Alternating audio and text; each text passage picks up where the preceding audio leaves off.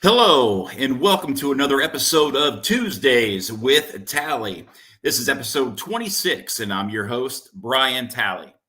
The mission and the goal of this podcast is to bring an engaging conversation that will add value to the lives of everyday people. We will inspire, encourage, educate, and tell the stories of some of America's finest men and women in an effort to motivate you to live your life to its fullest potential. Be sure to follow us on social media and on Spotify. The online information and handles are all located on the scrolling ticker at the bottom portion of your screen.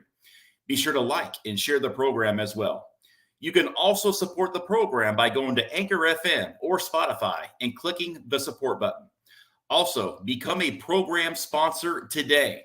I'm looking for business owners today to advertise right here on this show. Get your products, merchandise, or services out to the general public. Program sponsorships include a custom written script to advertise your business to its fullest potential to get the results you're looking for. To learn more, email me today at thetallybill@gmail.com. That's thetallybill@gmail.com. Folks, we have a very special guest joining us on today's program for our Labor Day special. Yes, folks, we have a Labor Day special. We talked to a former oil and gas roughneck who spent years working on an offshore oil rig and performed some of the most labor-intensive jobs in the world. Cody Dawson spent years at sea working the offshore oil rigs in the Gulf of Mexico. Some days he would work over 30 hours straight, but he says it was just part of the job. Cody credits working in the industry has helped shape him into the person he is today. His work ethic and his expectations in life and business are all stem from his days at sea. Cody says there are no sick days. There are no excuses. There is no one else who will do it for you. There is just you, and you need to be there to get the job done. Spoken like a true roughneck. With that, we are honored to be joined by Cody Dawson. Cody, how are you? I'm doing good, Brian. Thanks for having me. You got it, buddy. Happy Labor Day, man. Happy Labor Day to you. Yeah, hey, man. Labor Day is made for guys like you to get a rest, to take a little break, to have some fun around the house, maybe fire up that grill, maybe grab a cold one and relax and look at. You're spending some of your day with me talking about it. I love it. Yeah, man. That's what it's about. That's the plan. Have a nice afternoon with the family. Enjoy the day.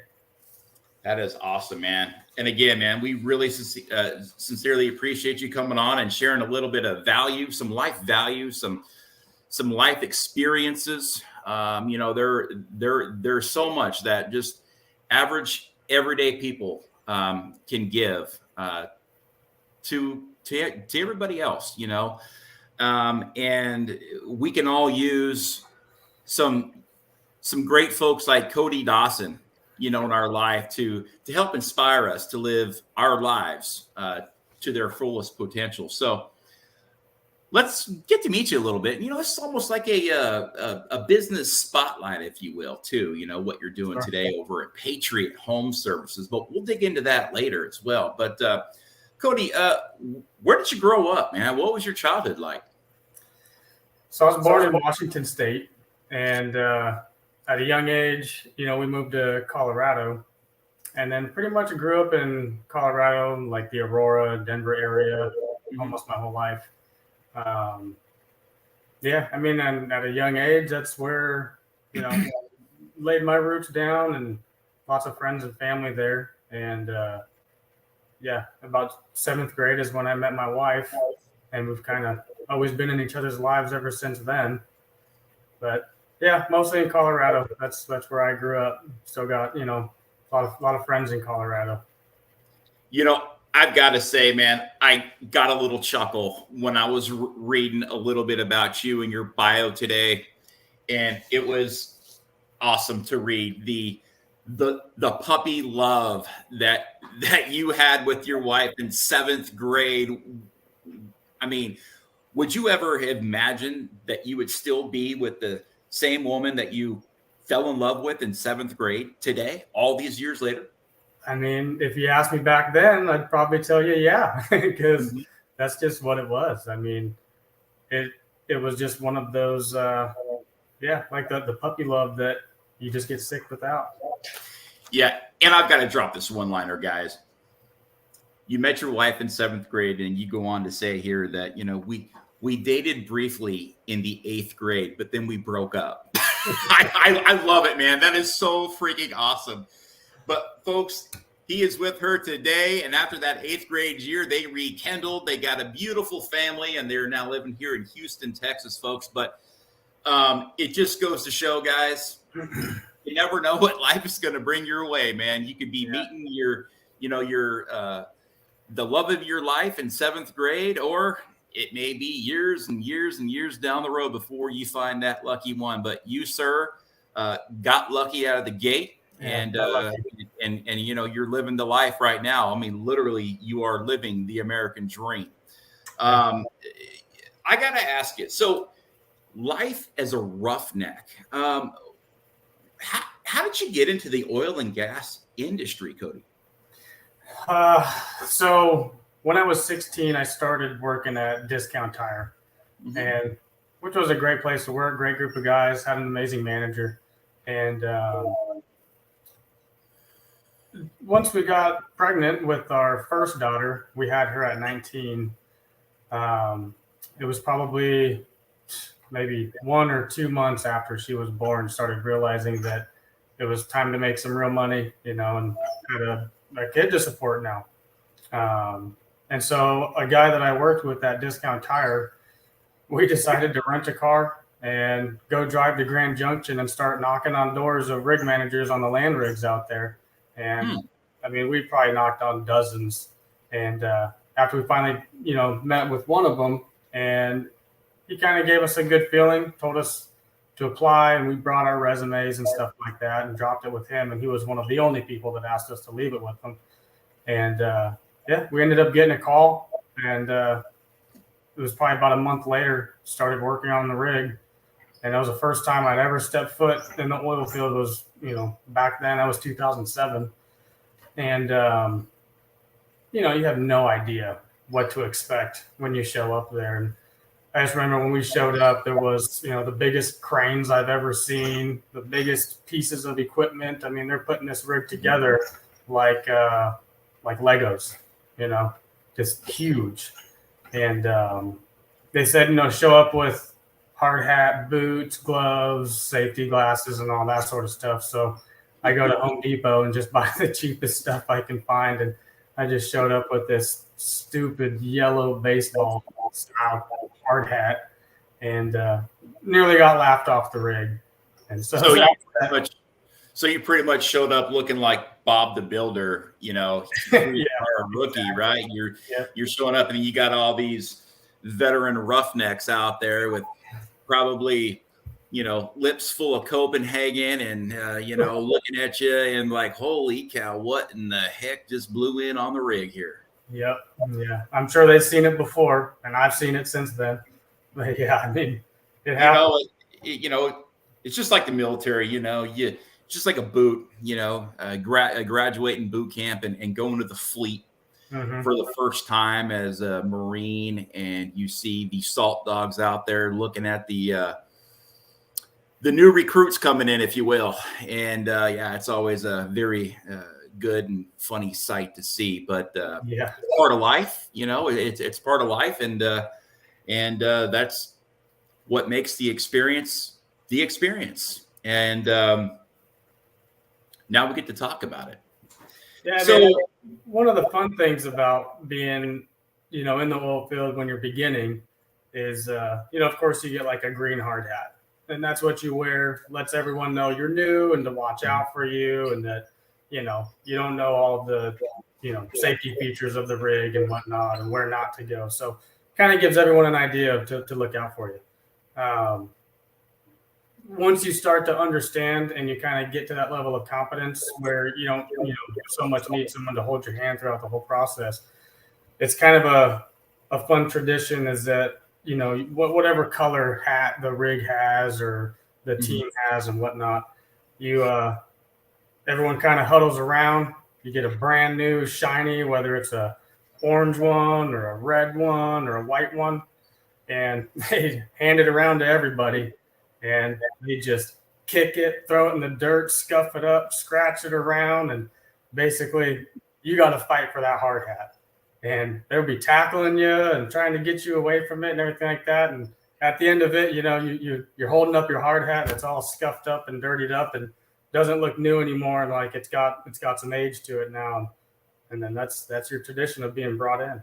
Right. Literally rub some dirt on it. But when you're out there on the rig, you're just trying to scuff it up, scratch it up, put anything you can on that just to give it, make it look like that you've been there for, at least a couple of days. Right. Yeah. So what did your day-to-day operations look like working on this offshore rig? So offshore was, towards the last few years of my time in the oil field. Mm-hmm. Day to day. So when I started working offshore, it was mostly for the fiber optics installations that I was a part of and in charge of out there. I'll be honest. Once I got to that point, it really wasn't too hard. Offshore, they have a lot of systems in place that can help make the job easier. Working on the floor, obviously, there's just so much to watch. There's so much going on. A lot of SIMOPs happening. But there's a lot of equipment out there that helps, make that life easier.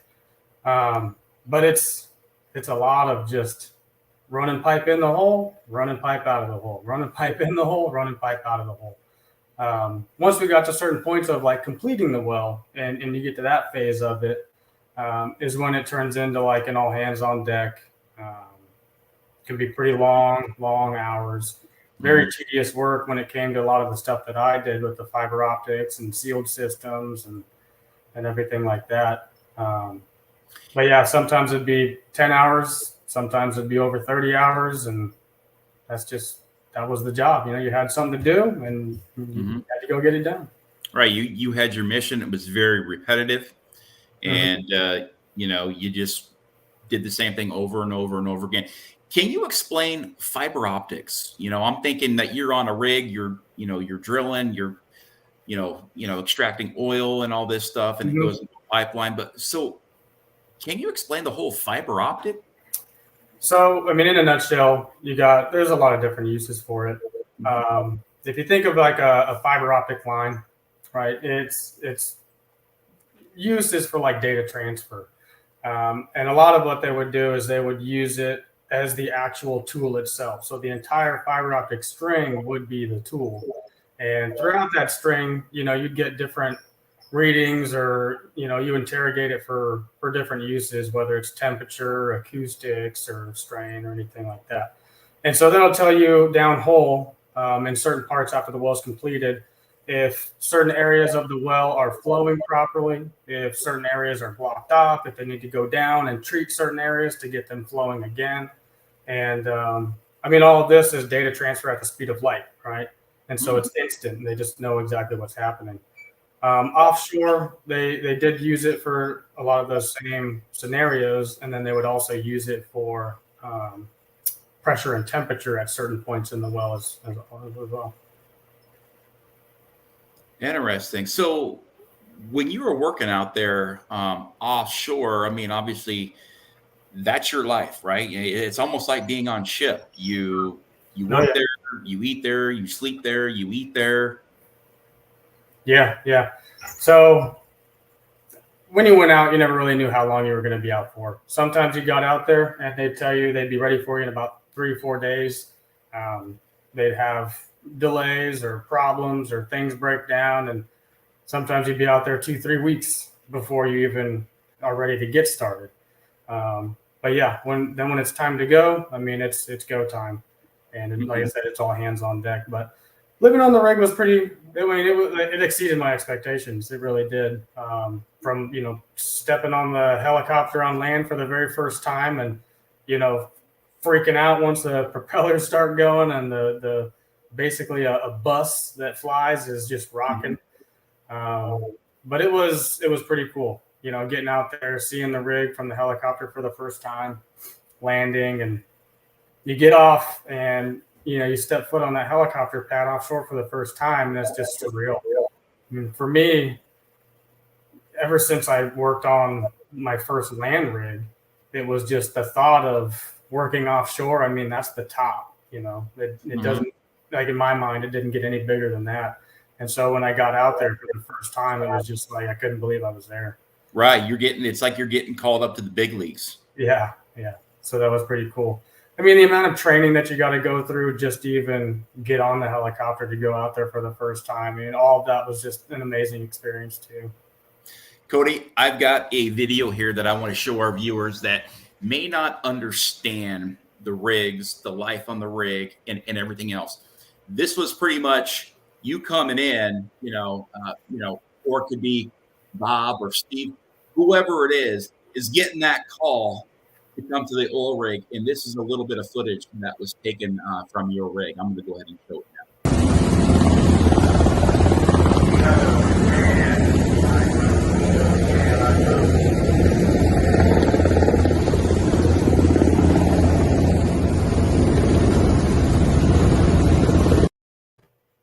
So that right there was a video of a chopper coming in, either dropping off or picking up, probably a little bit of both. Yeah.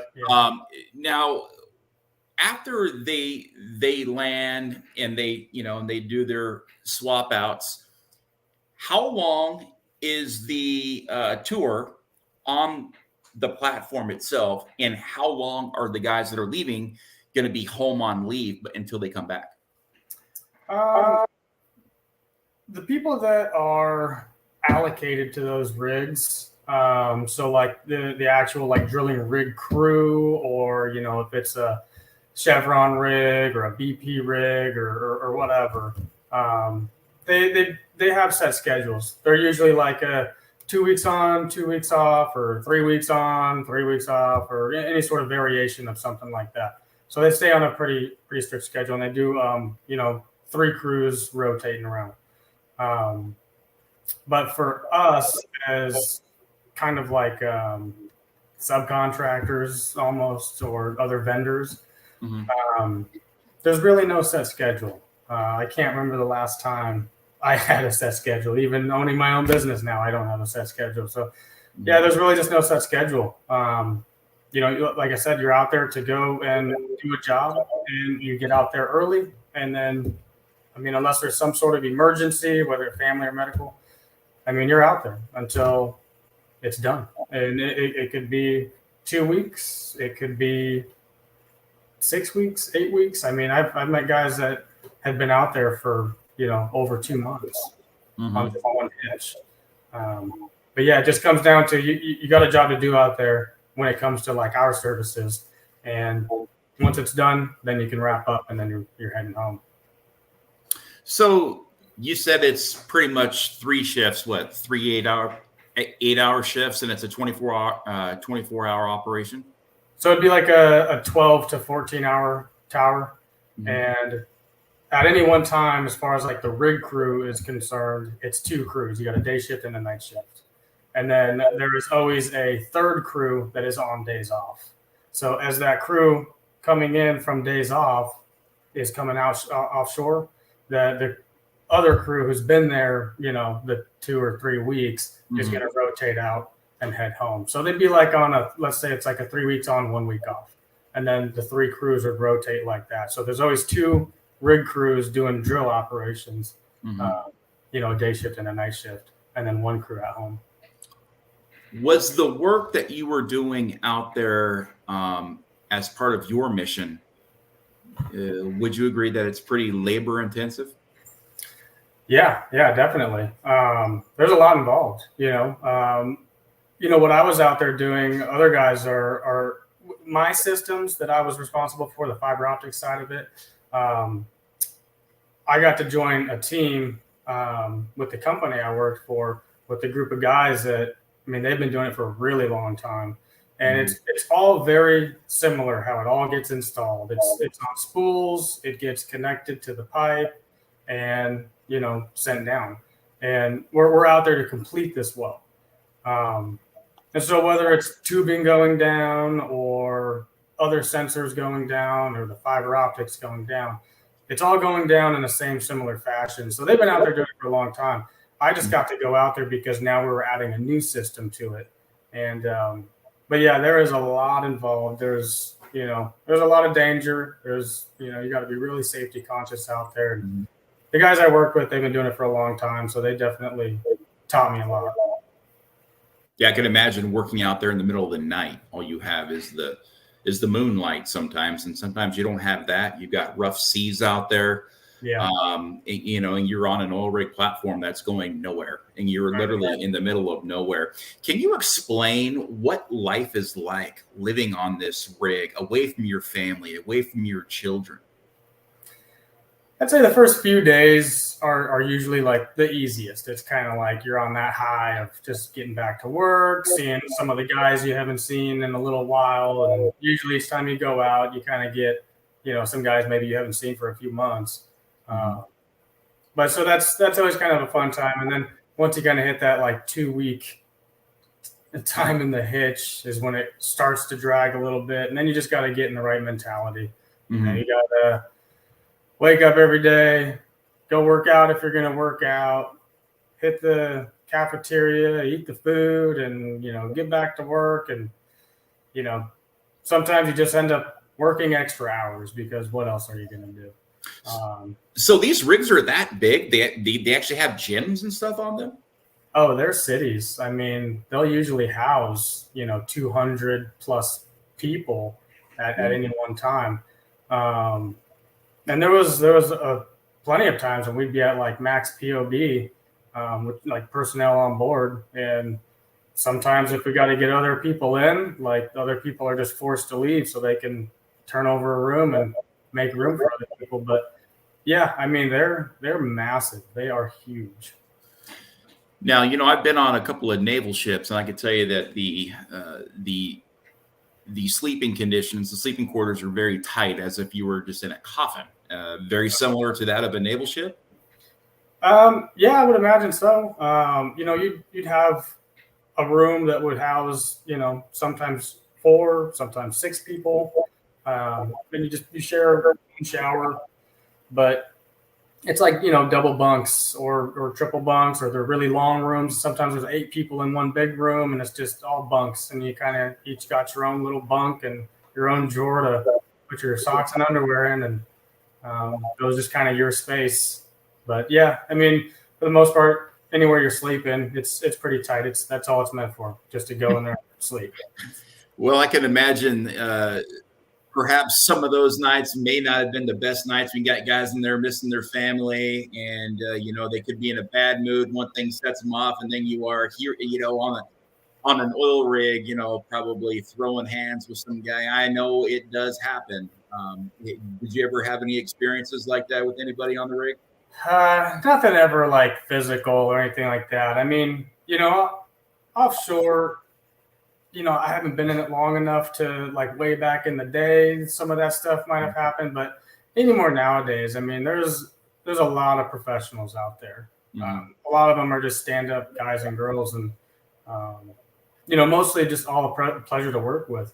But yeah, I mean, mentally, it definitely took a strain on some people. I mean, even myself. I had my days, and anxiety would run high some days for some people, and all you can do is just try and talk to folks. And like I said, you just got to get yourself into a rhythm, whether that's waking up, go meet people in the morning, have coffee, go eat breakfast together, get ready for work together, head out and do the job. And after work, it's just keeping your mind and body busy. You sit around too long and you just start thinking about home and missing home, or if you're having a fight with your girlfriend or wife or something like that, and that stuff can just eat you up out there.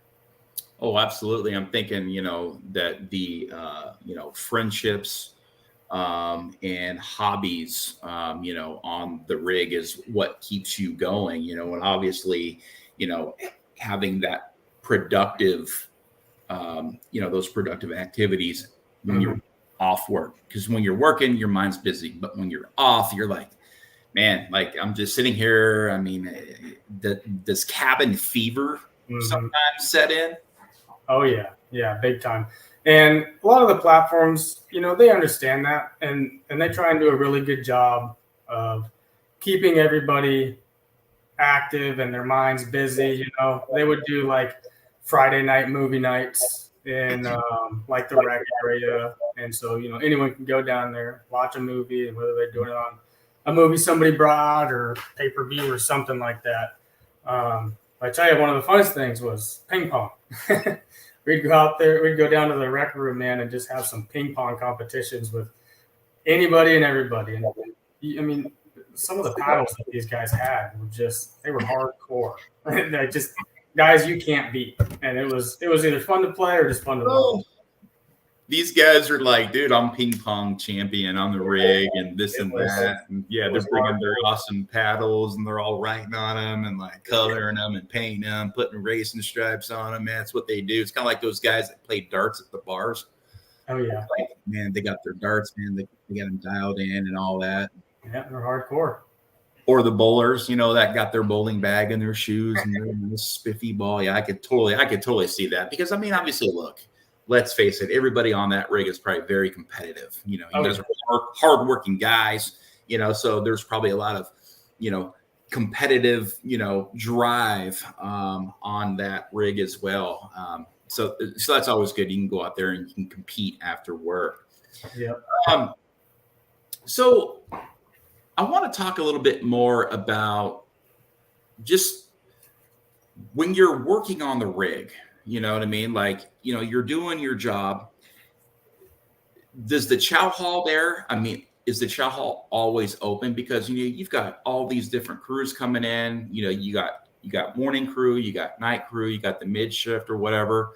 Like, I'm just trying to explain exactly because to me, to the naked eye, they don't look that big. I mean, yeah, they're big, but they don't look like they could have 200 people, a gym, a chow hall. I mean, that's just like, where's the separation between the actual work and the play? So you usually have to go back to like the chow hall. Yeah, I mean, it was open all the time. They would shut it down for maybe like 1 hour in the morning time and then 1 hour like in the evening time just to clean up. But yeah, it was breakfast, then it was lunch, then it was dinner, then it was midnight lunch. So it's 4 meals a day, and sometimes you would have shifts where you end up catching both lunches and dinner and breakfast, but as far as like the separation, it was its own separate like installation on the platform, kind of just like maybe like a quarter of it really, and it was set up in a way where you had the helicopter pad over by living quarters and everything like that. Then on the other side of the rig was all the drilling operations and the flare boom and everything like that. So it kept everything on the actual drilling side separate from the living quarters side. That way you just hopefully didn't hear it at night, and obviously it's just safer that way. You credit this job as giving you the steps that you needed to be where you are today with your new with your new business and what you're doing now with Patriot. Can you explain when you left the rig, why you left the rig, and how you transitioned from that oil rig life to where you are now, Cody? So when I first started on the rigs, there was so many times when I wanted to quit. I mean, I just wasn't ready for that. Wasn't ready for that kind of work. For those kinds of hours, days, nights, just being covered in mud and oil-based mud and the winters and just being outside all the time. And there was a lot of phone calls to my wife and just trying to mentally get through it. But then, it just goes back to you're just surrounded by all these other people who are just doing it and suffering through it. And it just becomes like this brotherhood mentality of we're all just suffering together. We're here to do it. It's not going to be forever. It's coming to an end. And then you start counting down the days till you go home. And then I got into frac, did that for a long time. And those are long hours, working on a lot of equipment, being outside, like I said, in wintertime, summertime. it's always been like this brotherhood mentality of like we're all in it together. Mm-hmm. And so it was the same thing when I went offshore, almost even more so, just because you're offshore, stuck on a rig, like there's nowhere to go. And so a lot of that mentality, I think, has just kind of helped shape me into, the hard work ethic, getting stuff done. There's always a solution to everything, whether I can do it myself or I can find the answer to it. So I think that's just kind of what helps me in my business now. I started doing this on my own house and for friends and family. And as you do it, you get better. You find better ways of doing things. And then it just kind of turned into like, I could do this for a living. And during COVID, once everything kind of slowed down, I was home a lot more.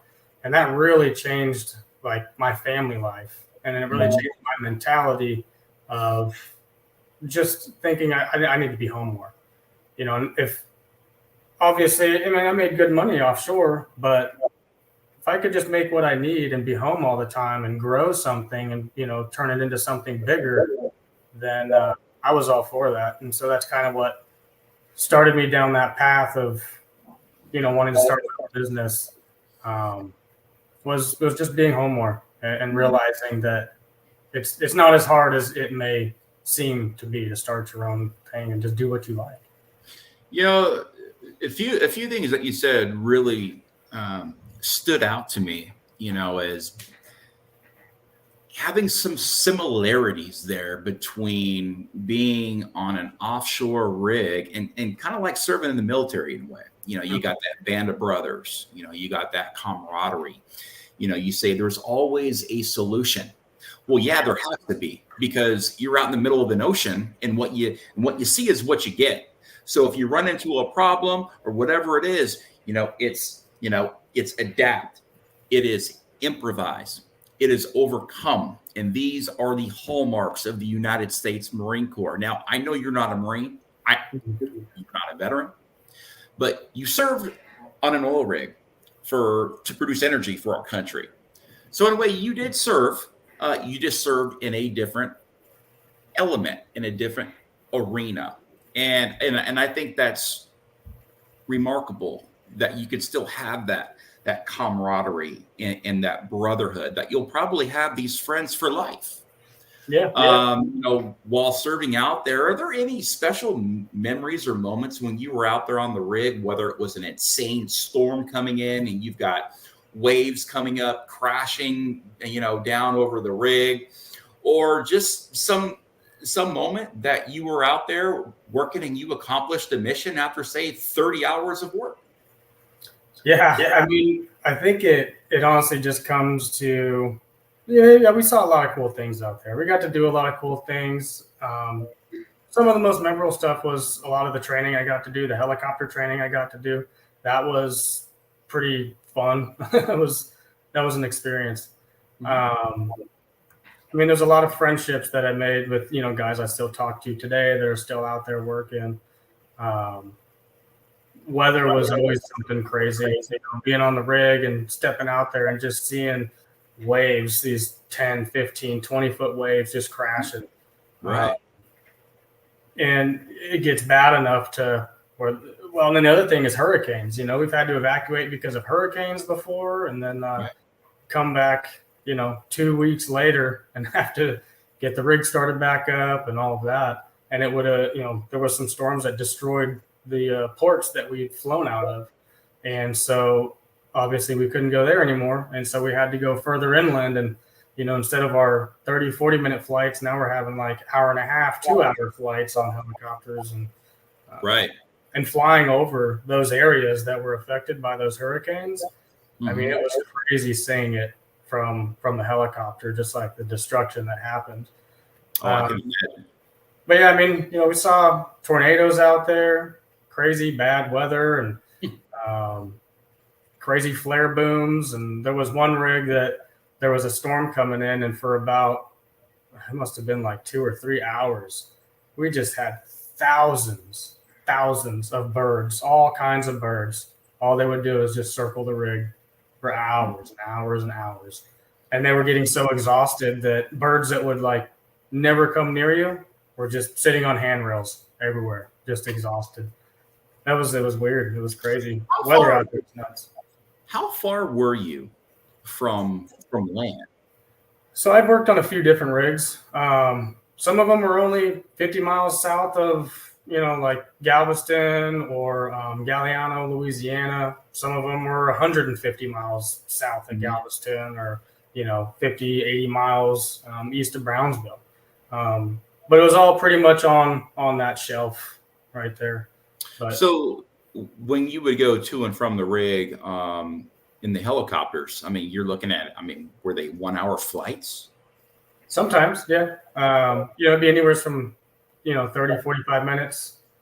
Sometimes you'd have to pit stop at a couple other rigs, dropping people off on your way to your rig, and they'd end up being longer. But, yeah, and I don't think people fully understand how far out that is when you're on a helicopter for an hour flying out in the middle of the ocean. So, you can just understand that, and it's not like you're on a ship because the ship's moving. The rig, you're not going anywhere, you know what I mean? So it's just kind of like you're stuck, and that's your life until you leave. And I would like to show one more video. Here is a helicopter leaving, and then this will be a good turning point to get into what you're doing now.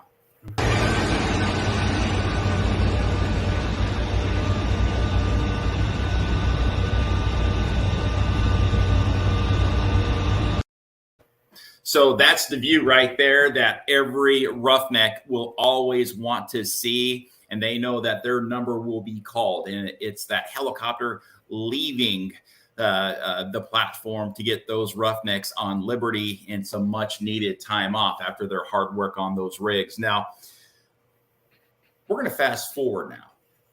COVID hits. You're off the rig. You're at home. You're spending more time at home. The family loves it.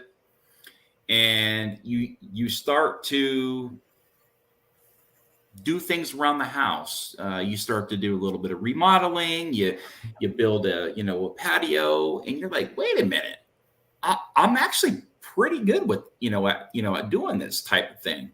And before you know it, you create your own business. You become an entrepreneur with Patriot Home Services, and you haven't looked back. This led you to leave the oil industry. And to be honest with you, when we met here in the neighborhood, I'd be walking the neighborhood. I would see you. I would just wave. And then we've become friends over the last year or so. But I really haven't seen you happier.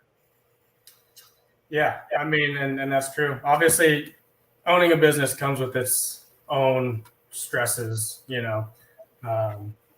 sometimes you wonder like, oh man, did I make the right choice?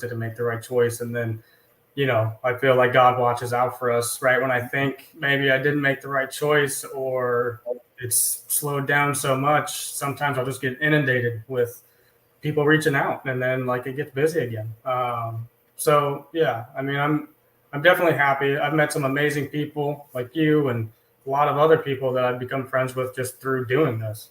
But yeah, when I was working on my house, I've always had all kinds of harebrained ideas that I'll pitch to my wife. What about this? What about this? The next $1 million idea. Here it is. And 99.9% of the time, she's always shot it down. And once I started working on our house, doing flooring and kitchen and bathroom stuff and all that, and then working on some friends' houses, that's when she kind of started saying like, you probably could do this. And it was like her telling me that was like, maybe there is something here. Like she's actually agreeing with me. Like you are good. Yeah. I'm like, well, you always knew I was good. But yeah, so that kind of slowly started the process of just learning how to form an LLC, what I need to file, what documents I need to get going. And so I did that and then started advertising. And it really just kind of started out as like some handyman stuff. just doing odds and ends for people. And then once I was actually able to start making an income from it is when I started really having the conversation with my wife about leaving and putting in my notice, which was the scariest thing. Yeah. Having that guaranteed income versus being solely responsible for all of my own income after that point. So how it ended up happening was I had my first big remodel job. And when that job was supposed to kick off, my boss had called me and let me know I needed to go and do some training in Houston because I was going to be going back offshore. And it was right when that big job was about to happen. And for me, I was like, okay, this is the fork. What direction am I going to go? Because whatever direction I choose, that's the direction I'm going to have to follow. Right.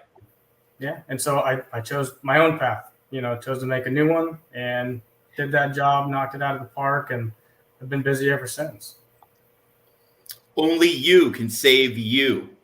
You know, everybody says, I hate my job, or, my boss is, hey guys, look, hey, we all have choices.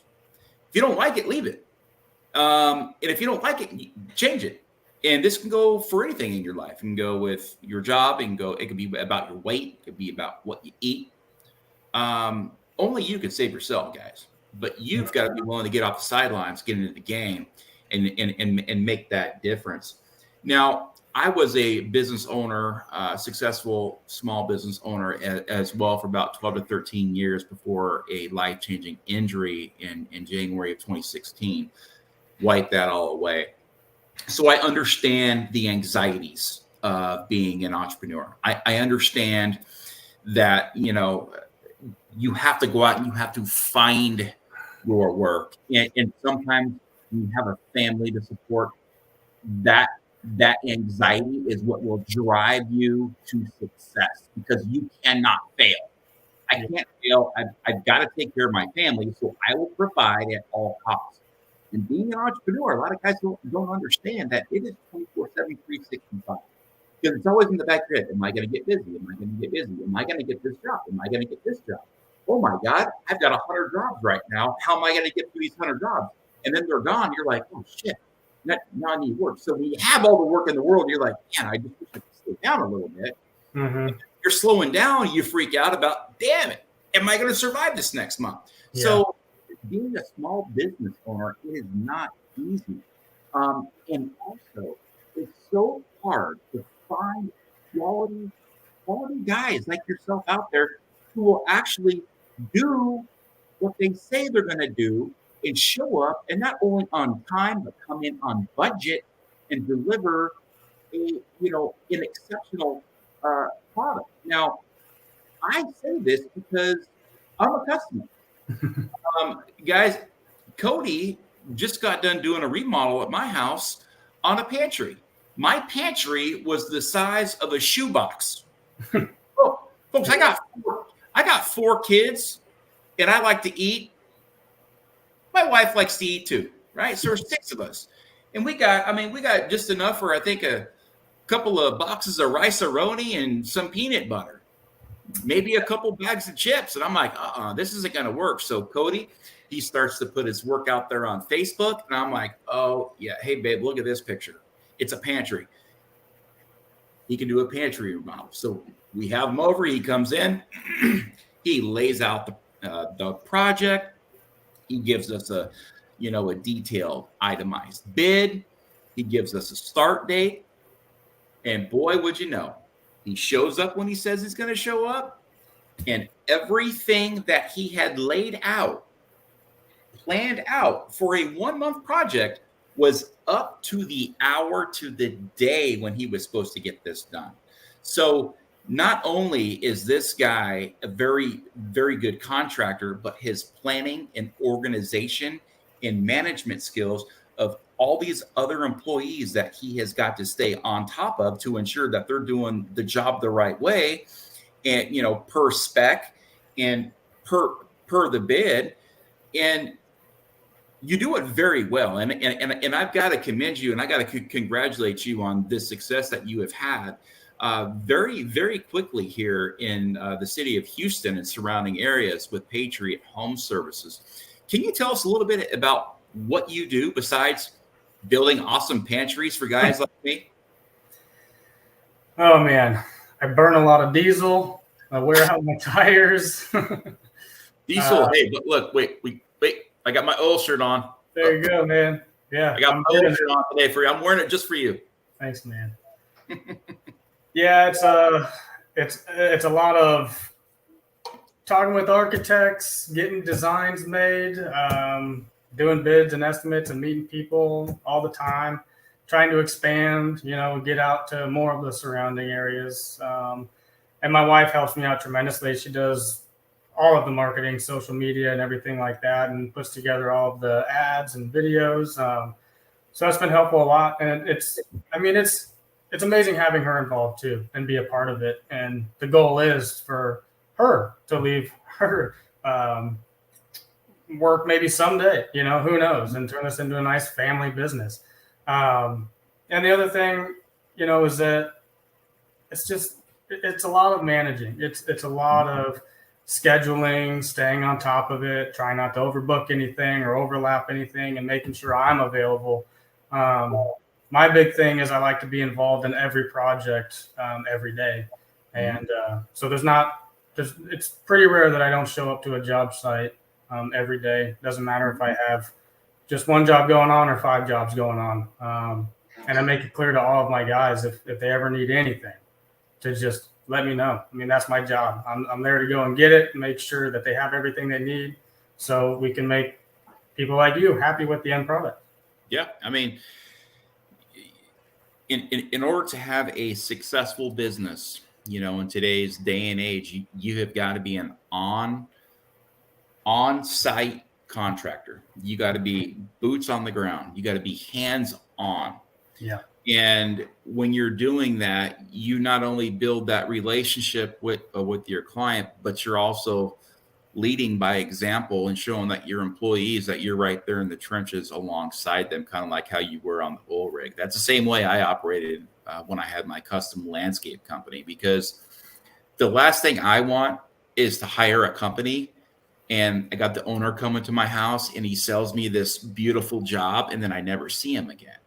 Mm-hmm. It's like sometimes people aren't hiring Patriot Home Services. A lot of the times they're hiring Cody Dawson, and that's Right. just the name. And then Patriot's just the name. It's just your handle, if you will. And once that starts to happen, that people are hiring you because of your name and what you do, and the and the amazing rapport that you have with your past jobs and with your past customers. And another thing too is that being a business owner like we operated very, very similarly. We were always engaged, always like if we get an email, we're responding in 5 minutes. If we send if somebody sends us a text, we're responding in 5 minutes. But it's like we don't ever get that same in return. It's like, when you're an entrepreneur and you're just rolling. I mean, you got, people are calling you, you're calling everybody back, you're doing everything the right way. And then sometimes you might need a set of plans. And you're like, wait a minute, I'm running my business 24/7, 365 in an honorable way. And I'm a business owner. So I'm delivering for everybody who is working with me, for me, to include suppliers, vendors, and all that. I'm completely engaged. But when I need, say, a set of plans, they don't reach back out to me. I have got to, constantly call them back. It's like in this business, it would be so nice to kind of give what you receive. But we all know it doesn't happen that way in the contracting business. And I constantly have to remind myself that not everyone works the same way as I do or you do or anything like that. Some people just aren't built the same, and coming out of like oil and gas industry is full of guys that they're there, they're ready, they're available. You need them, like they're there to do it. And being in the industry for so long and then coming out to, the civilian world per se, it's a lot different mentality with some people. And so I've definitely had to train myself to understand that people just aren't as responsive or reactive as maybe like I am. And I had to learn some patience with that. I'm the same way, man. I feel you, man. Cody, if you had to do it the same all over again, would you? I mean, as far as starting the business and everything like that, I mean, yeah, I think I would. I don't think I would have left my previous company any sooner. I mean, it was a great company. I didn't leave on bad terms. I left on great terms. There was no bitterness or anything like that. It was a good decision, and leaving and doing my own thing and being able to spend as much time with my family as I do now. 100%. Timing is everything, in life. A couple years ago, you probably were on a rig and a bright idea comes into your head. Hey, I'm going to become a contractor. And that was probably like, dude, no, I'm not. Yeah.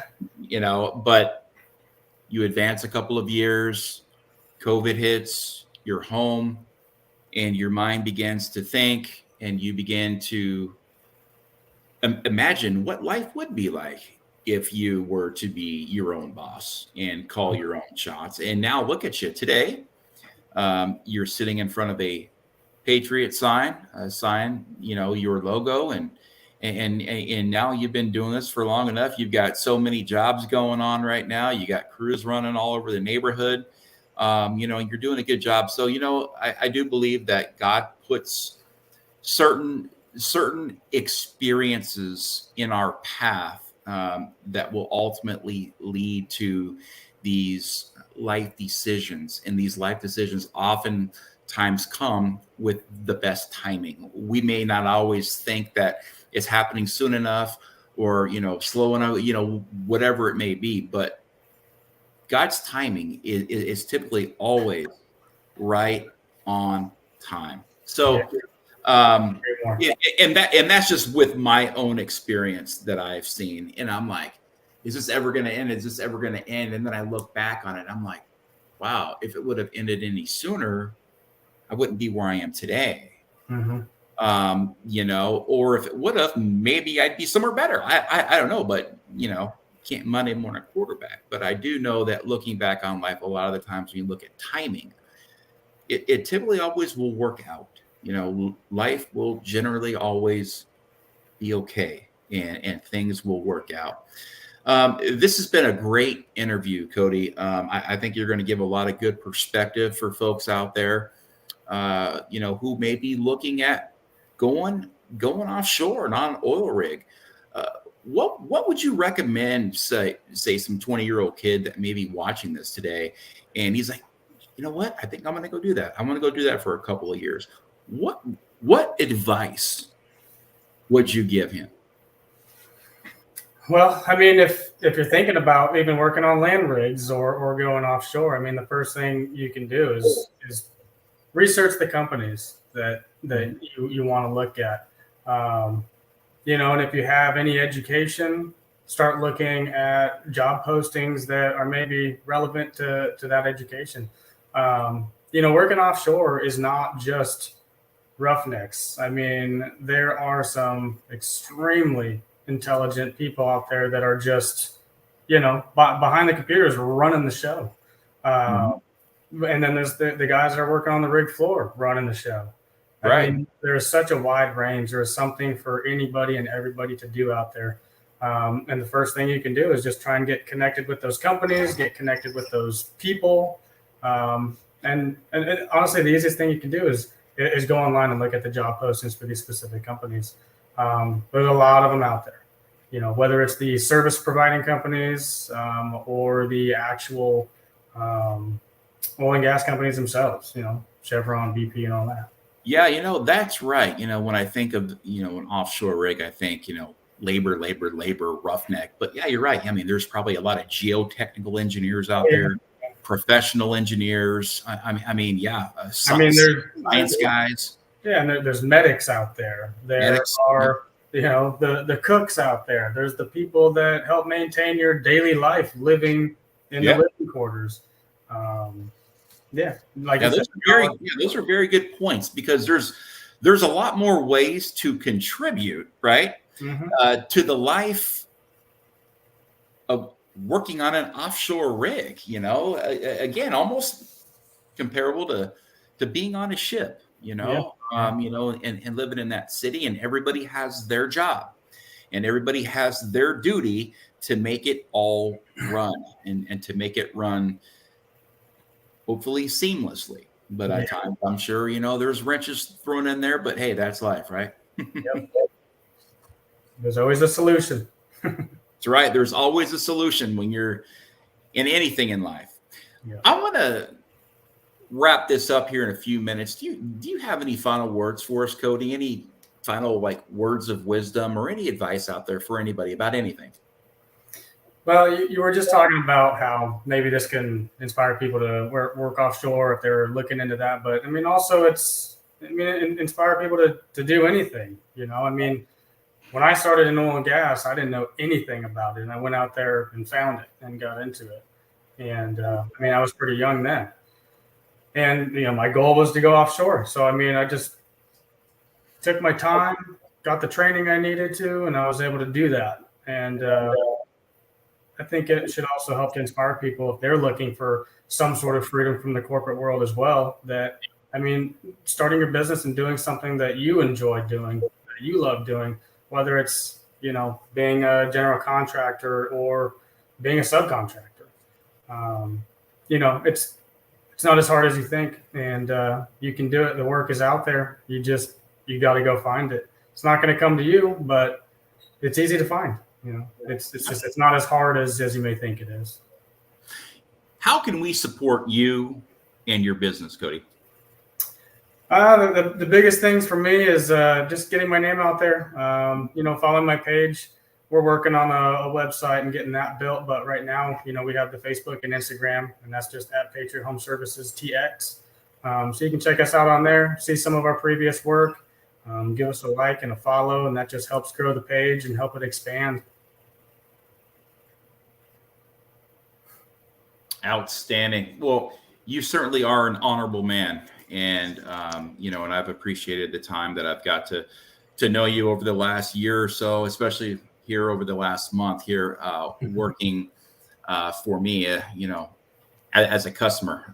It has been a great privilege to have you do my job. It was a great experience, probably one of the best I've ever had with a contractor. So, and I mean that wholeheartedly. So, I appreciate you joining us on this Labor Day special to really motivate all the guys who are off today, who are taking that day of labor.